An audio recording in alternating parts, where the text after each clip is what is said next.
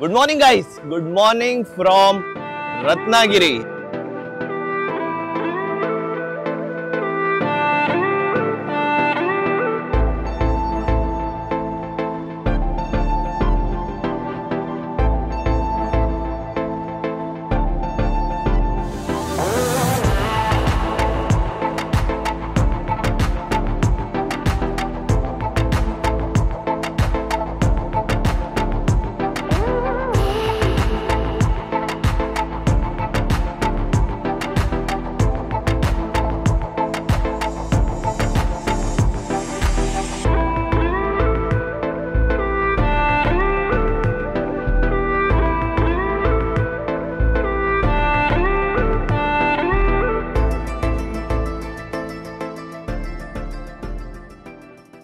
आज के हमारे दिन की शुरुआत हुई थी गणपतिपुले से एंड बहुत ही सीनिक रास्ता कवर करते अभी हम आ गए हैं मीरिया बीच पर।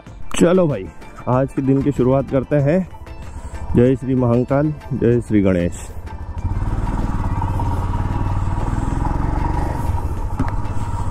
और यहाँ से हम जाएंगे रत्नागिरी। रत्नागिरी में चेक इन करेंगे और उसके बाद में लोकल रत्नागिरी घूमेंगे। ये हमारा आज का प्लान है। क्या सुंदर व्यू है भाई। रत्नागिरी यहाँ से बचा है मात्र 5 किलोमीटर। तो अभी हम जा रहे हैं मीरिया बीच की ओर और मीरिया बीच पर एक अबैंडन्ड शिप है जिसको मैं देखना चाहता हूँ। मैडम, इधर वो जहाज फंसा है, उधर जाने का रास्ता कहाँ से है? उधर से? ठीक, थैंक यू। आओ जी, जहाज देखते हैं।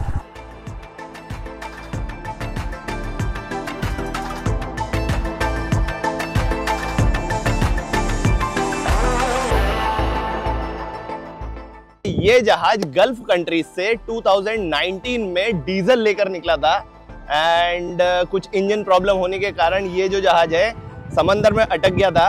और 2020 में शायद निसर्ग नाम का साइक्लोन आया था एंड उसी साइक्लोन के कारण ये जो जहाज है यहाँ पर आकर अटक गया है और यहाँ से अभी तक निकला नहीं है। तो अभी तो भाई साहब ये जो जहाज है एक बढ़िया टूरिस्ट डेस्टिनेशन बना हुआ है जहाँ पर आ करके लोग इस जहाज को देखते हैं। सो यस, हम भी यहाँ आए, हमने इस जहाज को देखा, देख के इसको अच्छा लगा। ओवरऑल बीच जैसा तो कुछ है नहीं, लेकिन केवल इस जहाज को हम देखने आए थे। यहाँ से हम जाने वाले हैं रतनगढ़ फोर्ट या Ratnadurg fort, sorry Ratnadurg fort जाएंगे। लेकिन उसके पहले नाश्ता और उसके बाद चाय एंड वहां से चलेंगे हम फोर्ट पर। तो चलते हैं यहाँ से and see you on the roads. Alright, नाश्ता वाश्ता करने के बाद में हम निकल पड़े हैं रत्नदुर्ग फोर्ट की तरफ। इधर मैंने कुछ स्टे ऑप्शंस देखे लेकिन उतने ज़्यादा मेरे को अच्छे लगे नहीं। तो अब हम जा रहे हैं पहले फोर्ट, फिर बाकी चीज़ें। रत्नदुर्ग किला है 1.5 किलोमीटर, मीकरवाड़ा जेटी है 1 किलोमीटर और मत्स्यालय है 0.5। तो अगर आपको फिश ऑक्शन देखना है, जी फिश ऑक्शन देखना क्या, चलो पहले चलते हैं मीकरवाड़ा। उधर देखते हैं कि मछलियों का हिसाब किताब अभी भी चल रहा है क्या। गंध से तो ऐसा लग रहा है मछलियां उड़ के नाक में घुस गई है। लो जी, हम आ गए हैं मीकरवाड़ा जेटी और यहाँ पर हम देखेंगे फिश ऑक्शन। और इधर फिश ऑक्शन कैसे होता है इसका अनुभव लेंगे। बेहोश ही हो जाऊंगा मैं तो भाई गंध में। इधर पे होता है ऑक्शन। ये जितनी भी बोट्स आप देख रहे हैं ये सब फिशरमैन की बोट्स हैं। ये ढेर सारी मछलियां लेके आते हैं और फिर इधर उनका ऑक्शन होता है। वो देखो बर्फ डाल रहे हैं, ये देखो बर्फ है। तो ये लोग 2-2, 3-3 दिन तक समंदर में ही रहते हैं और मछलियां पकड़ते हैं और फिर उनको फ्रीज करके यहाँ तक लेके आते हैं ताकि वो फ्रेश रहे। Wow, one kind of experience है भाई ये मेरे लिए तो अलग ही। ये है मछलियों का हिसाब किताब। ये देखो भाई, मतलब अभी तो 10 बज गए हैं तो उतना ज़्यादा रश है नहीं। ये एक बोट मुझे दिखी है जहाँ पे काम काज चल रहा है, लोडिंग अनलोडिंग का। और ये देखो साहब, ये हिसाब किताब है। ज़्यादा देर तो मैं शायद ही रुक पाऊंगा क्योंकि गंद बहुत ही तेज है। लो जी, तो ये था मीकरवाड़ा। इतनी भयंकर गंद है कि उल्टी जैसा लगने लग गया अब तो। बस मेरे को इधर से बाहर निकलने का है। मैं सोच के गया था कि फिश मार्केट का एक्सपीरियंस लूँगा और पूरा जी खराब हो गया, उल्टी जैसा लगने लग गया। लो जी, रत्नदुर्ग फोर्ट की तरफ हम चले हैं और ये जो फोर्ट है इसमें एक मंदिर भी है, तो ये अच्छी बात है कि दर्शन भी हो जाएंगे और इतिहास भी पता चल जाएगा। और यहाँ पर कहीं पे एक व्यू पॉइंट है। यस, ये एक है व्यू पॉइंट। वाओ, ये एक सुरंग है जो शायद किले से इसका रास्ता है। अच्छा स्पॉट है भाई फोटो वगैरह के लिए। वाह भाई, ऊपर आते ही हवा बेहतरीन चल रही है, बेहतरीन। और ये हम पहुंच गए रत्नदुर्ग फोर्ट। रत्नदुर्ग किला, जिसे भगवती दुर्ग भी कहा जाता है, एक ऐतिहासिक धरोहर है। यह किला न केवल अपने अद्भुत दृश्य के लिए बल्कि अपने गौरवपूर्ण इतिहास के लिए भी जाना जाता है। रत्नदुर्ग किला बहमनी काल में निर्मित हुआ था। यह किला एक रणनीतिक स्थान पर स्थित था और यहाँ से पूरे इलाके पर निगरानी रखी जाती थी। बहमनी साम्राज्य के दौरान इस किले का निर्माण किया गया था, जो उस समय एक महत्वपूर्ण सैन्य किला था, लेकिन समय के साथ इस किले का नियंत्रण कई शासकों के हाथ में बदलता गया।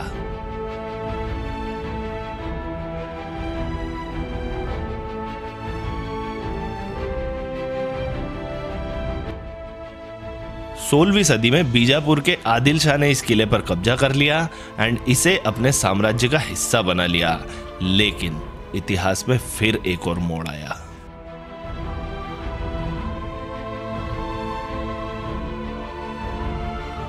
सन 1670 में छत्रपति शिवाजी महाराज ने बीजापुर के आदिल शाह से रत्नदुर्ग किला जीत लिया और इसे मराठा साम्राज्य का हिस्सा बना लिया। यह घटना इतिहास में एक महत्वपूर्ण मोड़ थी।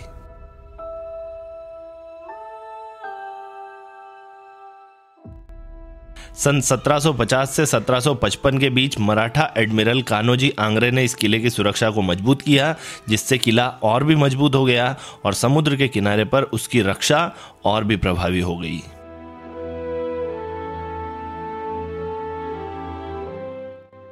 पेशवा शासन के दौरान किले में कुछ मरम्मत और सुधार किए गए थे, जिससे किला और भी मजबूत हुआ एंड मराठा साम्राज्य की रक्षा में महत्वपूर्ण भूमिका निभाई।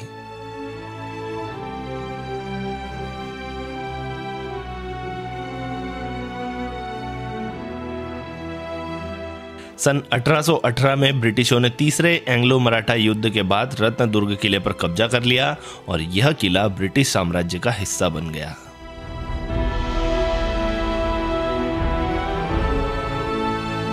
इस किले के अंदर भगवती देवी का एक प्राचीन मंदिर स्थित है, जो नवरात्रि के दौरान विशेष रूप से श्रद्धालुओं के लिए प्रसिद्ध है। यहाँ का माहौल दिव्यता से भरपूर होता है।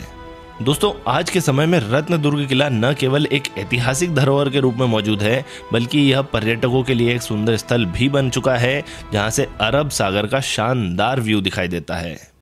ऑलराइट गाइस, तो ये था रत्नदुर्ग फोर्ट और अब हम यहाँ से जा रहे हैं Lokmanya Tilak birth place.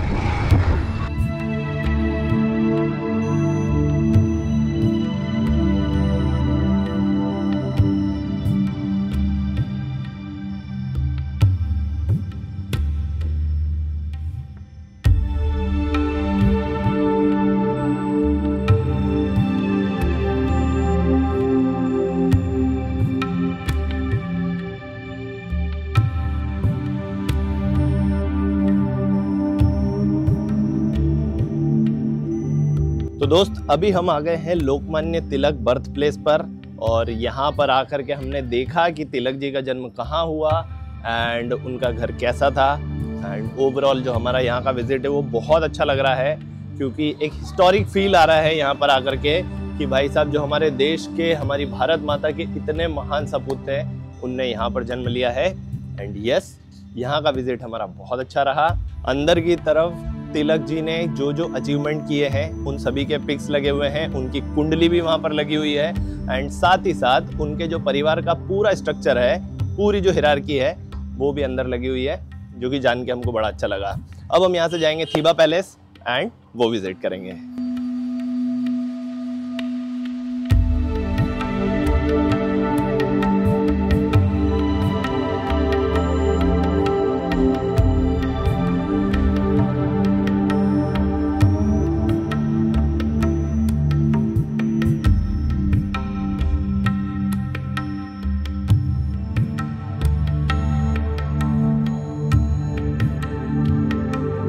थीबा palace आया था, ये तो बंद हो गया, और अगर मैं यहाँ पे रुका इसके खुलने के लिए तो आगे का डिस्टर्ब हो जाएगा।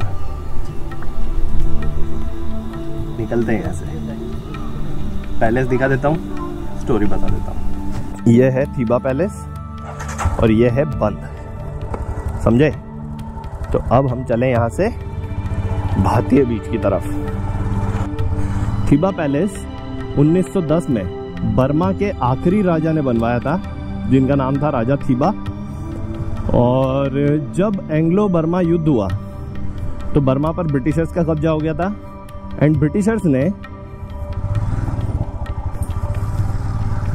रास्ता भूल गया, हाँ, तो ब्रिटिशर्स ने राजा थीबा को यहाँ पर हाउस अरेस्ट रखा था। अंदर उसी समय की कुछ चीजें हैं जो रखी हुई हैं, जिनको आप देख सकते हैं। अंदर वैसे भी फोटोग्राफी अलाउड नहीं है, तो बाहर से तो मैंने आपको दिखाई दिया। भातिया बीच चलते हैं। रत्नागिरी सिटी के अंदर घूमने के लिए केवल 2 जगह है, एक तो लोकमान्य तिलक का बर्थ प्लेस और दूसरा थीबा पैलेस। एंड दोनों आप ज़्यादा से ज़्यादा आधा घंटा दोनों जगह देंगे तो अच्छे से आप घूम लेंगे। रत्नागिरी के जो मेन अट्रैक्शंस हैं वो सब रत्नागिरी के आसपास है, समझ रहे हो? ये देखो, रत्नागिरी के आसपास आरे वारे गणपतिपुल है, फिर गणेशगुड़ है, आप देवगली बीच ले लो, रत्नदुर्ग फोर्ट ले लो, ये सारी चीजें सब बाहर है। तो आज हमको यहाँ से हम जाएंगे भातिया बीच और उसके बाद में फिगर आउट करना है कि कहाँ जाना है, क्योंकि एक पूर्णगढ़ का किला है एंड कनकादित्य मंदिर है जो कि मेरे को जरूर से जाना है, और देवगली बीच तो जाना ही जाना है, मतलब सनसेट तक तो वहां पर पहुंचना ही है, ठीक है ना? तो भातिया बीच चलते हैं और वहां से फिर देवगली साइड ही निकल जाएंगे। स्टे ऑप्शन अभी तक मिला नहीं है और हमको कोई जल्दी भी नहीं है। थीबा पैलेस से भातिया बीच का डिस्टेंस 4.4 किलोमीटर्स है। ऑलराइट गाइस, तो ये है भातिया बीच, और जब से हमने आरे वारे बीच घूमा है भाई, ये बीच सारे हमको पानी कम लग रहे हैं। वैसे देखा जाए तो ठीक ठाक सा बीच है, खाने पीने के थोड़े बहुत ऑप्शंस अवेलेबल है पीछे की तरफ, एंड लहरें भी अच्छी है भाई, नहा सकते हो आप आराम से। लेकिन समय यहाँ पर हम ज़्यादा व्यतीत नहीं कर सकते हैं, क्योंकि देवगली जो यहाँ से 45 किलोमीटर्स है, हमको वहाँ जाना है और तकरीबन 1.5-2 घंटे लगेंगे पहुँचने में। और बीच में गणेशगुले बीच भी है जो हमको विजिट करना है। तो यहाँ से निकलते हैं and see you on the road.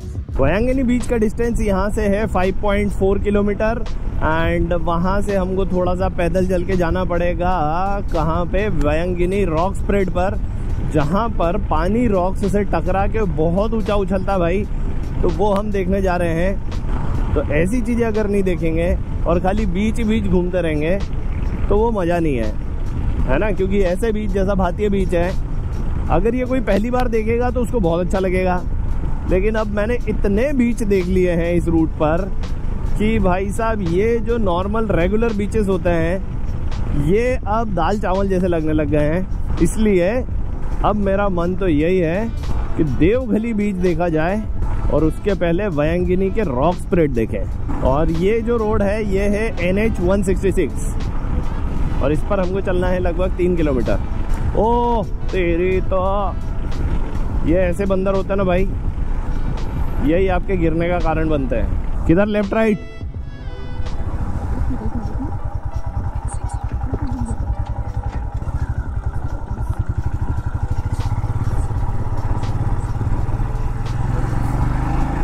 तो अभी हम आ गए हैं वयांगिनी बीच पर और उस तरफ वयांगिनी रॉक स्प्रेड है, तो हम वहाँ जा रहे हैं। थोड़ा सा हमको पत्थरों में से होके जाना पड़ेगा, गाड़ी वहाँ तक नहीं जाती है, तो चलते हैं। और ये जो बीच है ये तो भाई बहुत अच्छा है, मतलब ऐसा लग रहा है कि मेरा प्राइवेट बीच है, यहाँ पर मेरे अलावा कोई नहीं है भाई, समझ रहे हो? तो वहाँ चलते हैं और देखते हैं भाई साहब के पानी छपा के कैसे मारता है। मट्टी यहाँ की नरम है यार। चलो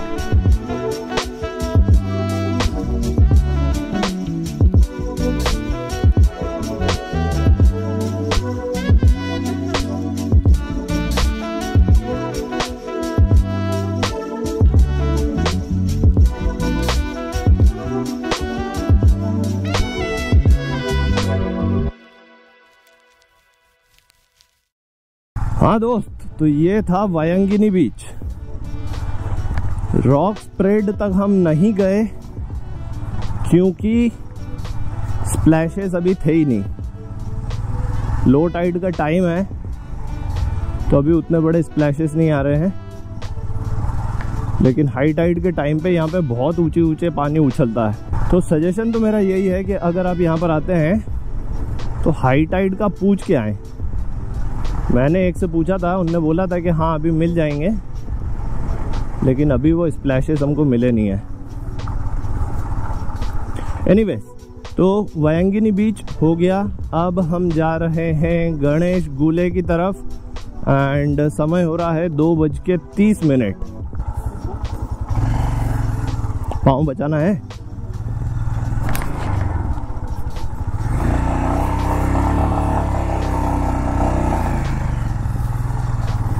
गिरते गिरते बचे भाई, ऑलमोस्ट गिर ही गए थे आज तो। Ladies and gentleman, boys and girls, Vayangani beach से निकल के we are back on NH 166 and we are going towards Ganeshgule. तो गणेश गुले बीच पे भी आपको घने सारे स्टे ऑप्शंस मिलेंगे भाई। ये इस बेल्ट की खासियत है, हर बीच के पास में आपको होम स्टे, स्नैक्स कॉर्नर, सारी चीजें मिलती है। दादा दादा तो सोई रिया है। मौसी, गणेश गुले बीच। हाँ, तो ये गणेश गुले बीच जैसा हमने सोचा था वैसा तो ना है। मुझे लगा था खाली खाली सा बीच रहेगा, यहाँ तो पब्लिक है। ऑलराइट गाइस, तो अभी हम बैठे हैं गणेश गुले बीच पर एंड इस बीच पर आपको 1-2 स्टॉल्स मिल जाती है खाने पीने की एंड आसपास में कुछ रिसॉर्ट्स भी है। बीच की अगर बात करें, अच्छा बीच है, साफ बीच है एंड कोई वाटर स्पोर्ट्स नहीं है, कोई जीन जानवर यहाँ पर घूम नहीं रहे हैं, तो भाई साहब कोई बदबू की भी समस्या नहीं है। जैसा मैंने आपको पहले भी बोला, ऊँट घोड़े ये सब रहते हैं तो बीच का माहौल भी थोड़ा सा ख़राब होता है, लेकिन ओवरऑल सीरीन बीच अगर आपको चाहिए, सेक्लूडेड बीच चाहिए, तो डेफिनेटली आप यहाँ आ सकते हैं। बीच साइड आपको प्रॉपर्टीज़ भी मिलेंगी, तो यहाँ पर आप इंजॉय भी कर सकते हैं। हमने यहाँ पर एक चाय पी, एक भेल खाई एंड अब हम यहाँ से जा रहे हैं कनकादित्य मंदिर एंड वहाँ से हम जाएंगे देवगली बीच, जहाँ पर आज के दिन को हम एंड करेंगे। सो चलते हैं यहाँ से and again see you on the road. All right, तो देवगली बीच के लिए हम निकल चुके हैं। गणेश गुले बीच मुझे अच्छा लगा, लेकिन मेरा कुछ ज़्यादा वहाँ पर मन लगा नहीं, क्योंकि भाई खाली खाली सा बीच था और बीच मैंने इतने देख लिए हैं, जैसा मैंने आपको बोला सब दाल चावल जैसे लगने लगे हैं। तो अब कुछ अलग दिखता है तो एक्साइटमेंट होती है, बाकी तो भाई साहब सारी चीज़ें एक जैसी लग रही हैं। अभी हम जाएंगे कनकादित्य मंदिर एंड उसके बाद में देवगली बीच। रास्ता अच्छा है तो प्लान मैं कर रहा हूँ कि आज देवगली बीच के बाद में सीधा आगे निकल जाऊँ मालवण की तरफ एंड यस वहीं स्टे करूँ। देखते हैं कहाँ तक पहुँचते हैं, आप बने रहिए वीडियो के साथ में। यहाँ से कनकादित्य मंदिर है 16 किलोमीटर, समय बता रहा है 25 मिनट, और देवगढ़ यहाँ से है 78 किलोमीटर। देवगढ़ इतना दूर है 11 किलोमीटर हमको चलना है इसी रोड के ऊपर, और रोड तो एकदम रपा रप है।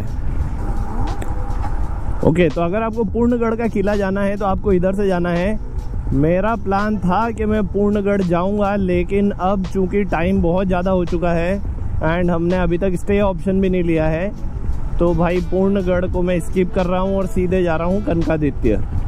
मेरे राइट हैंड साइड पर एक और बीच है, पर ये पता नहीं कौन सा बीच है, यहाँ पर कुछ नाम नहीं लिखा हुआ है इसका, पर देखने में तो सुंदर लग रहा है। तो मेन रोड से जैसे ही आप गाड़ी को राइट साइड में लेंगे, अगर आप रत्नागिरी साइड से आ रहे हैं तो आपको एक राइट टर्न लेना है। राइट टर्न लेने के बाद में 4 किलोमीटर चलना है एंड आप कनकादित्य मंदिर तक पहुंच सकते हैं। देवगली बीच इधर, कनकादित्य मंदिर भी इधर। जब भी आप कोई राइड प्लान करते हो तो आपके मन में 3-4 जगह ऐसी रहती होंगी कि यार ये जगह मुझे देखना है, और देवगली बीच उसमें से एक है। आरे वारे बीच था, मुरुड जंजीरा किला था, ये सारी ऐसी जगहें थी जो मेरा बहुत मन था कि इनको मैं देखूं और अपनी आंखों से देखूं, वीडियो में ना देखूं। तो हमारे वीडियो देख के अगर आपका भी मन करता है ना कि यार ये जगह मैं देखूं, तो इंतजार मत करना, तुरंत आ जाना। कनकादित्य मंदिर है सामने की तरफ और देवगली बीच भी है सामने की तरफ।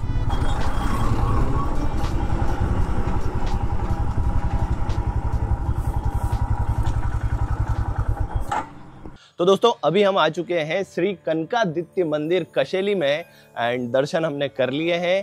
दर्शन बहुत अच्छे से हुए, पब्लिक बहुत कम थी। मंदिर के अंदर फोटोग्राफी अलाउ नहीं है, इसलिए अंदर मैंने कुछ भी शूट नहीं किया, लेकिन मंदिर बहुत अच्छा है भाई, बहुत पुराना मंदिर है। बताया जाता है कि यहाँ पर जो मूर्ति है वो 8000 साल पुरानी मूर्ति है। कनकादित्य मंदिर जो कि महाराष्ट्र के कशेली गांव में स्थित है, इसका इतिहास बहुत इंटरेस्टिंग है।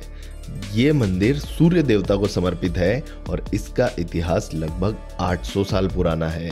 कहा जाता है कि यहाँ पर जो सूर्य देवता की प्रतिमा है, ये पहले गुजरात के प्रभास पाटन के सूर्य मंदिर में हुआ करती थी, लेकिन एक कहानी के मुताबिक जब सोमनाथ में और गुजरात में मुगलों का आक्रमण हो रहा था, तो एक व्यापारी ने अपने जहाज में इस मूर्ति को रखा और वीरावल पोर्ट से दक्षिण की ओर निकल गया। जब वो जहाज कशेली के पास आया तो जहाज अपने आप रुक गया। व्यापारी ने कई बार कोशिश करी, लेकिन जहाज नहीं हिल रहा था। फिर उसने सोचा कि सूर्य देवता की प्रतिमा को यहीं स्थापित किया जाए। उसने सूर्य देवता की प्रतिमा को एक अंधेरी गुफा में स्थापित किया, जो कि लगभग 400 स्क्वायर फीट में थी। इसके बाद उसका जहाज ऑटोमेटिकली वापस चल पड़ा। वहीं पर कनका नाम की एक भक्त रहती थी, जिसे सूर्य देवता ने अपने दिव्य अस्तित्व का ज्ञान दिया। कनका ने गांव के लोगों की मदद से यहाँ पर एक छोटा सा मंदिर बनवाया, जो कि आगे चलकर कनकादित्य मंदिर कहलाया। कनका जो भक्त थी, उसका नाम आदित्य यानी कि सूर्य भगवान, इसलिए इस मंदिर को कनकादित्य मंदिर कहा जाता है। वही गुफा आज भी देवची खोली यानी कि गॉड्स रूम के नाम से प्रसिद्ध है। मंदिर का आर्किटेक्चर बहुत ही शानदार है। यहाँ के स्कल्पचर्स आपको प्राचीन कला और शिल्प का अनोखा अनुभव कराएंगे। और इस मंदिर का मुख्य आकर्षण है यहाँ की सूर्य देवता की प्रतिमा, जो कि पूरी जगह को एक अलौकिक शक्ति से भर देती है। यदि आप यहाँ आने का प्लान बना रहे हैं तो ये बातें याद रखना। मंदिर के दर्शन का बेस्ट टाइम है अक्टूबर से फरवरी। मंदिर तक पहुंचने के लिए आप रत्नागिरी या देवगढ़ से इजीली ट्रैवल कर सकते हैं एंड यहाँ आकर आपको आसपास के कोंकण कोस्टल व्यूज का भी आनंद लेना चाहिए।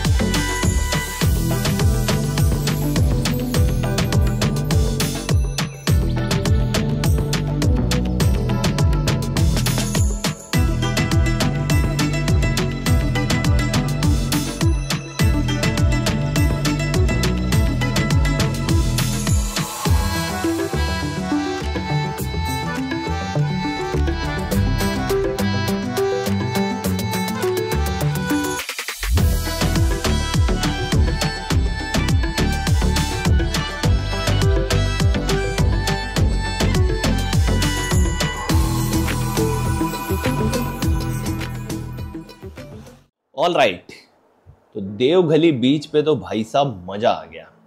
मतलब उस बीच पे पहुंचने के बाद में, एरियल शॉट्स वगैरह लेने के बाद में, सारी रिकॉर्डिंग करने के बाद में, उस बीच को मैंने भरपूर तरीके से एंजॉय किया।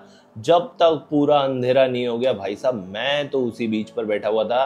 एंड आपको भी पता है भाई साहब, बीच कितना माइंड ब्लोइंग था वो। वहां से जैसे ही हम निकले तो फिर कुछ हुआ ऐसा। इसको उठाना भारी पड़ जाएगा, लगी होगी तो नहीं है, जैकेट नहीं है। अरे ये तो रहा यार।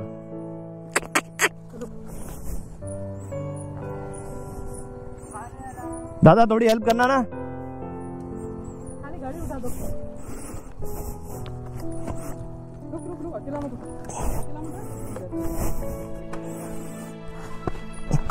इधर से स्टैंड निकालना, स्टैंड निकाल देना प्लीज।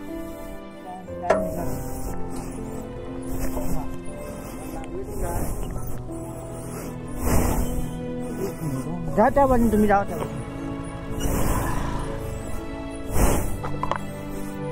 नहीं लगी तो नहीं। 1 मिनट दादा।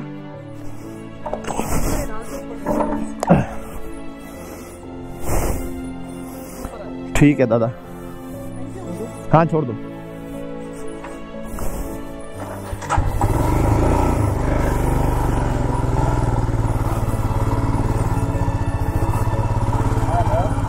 सॉरी,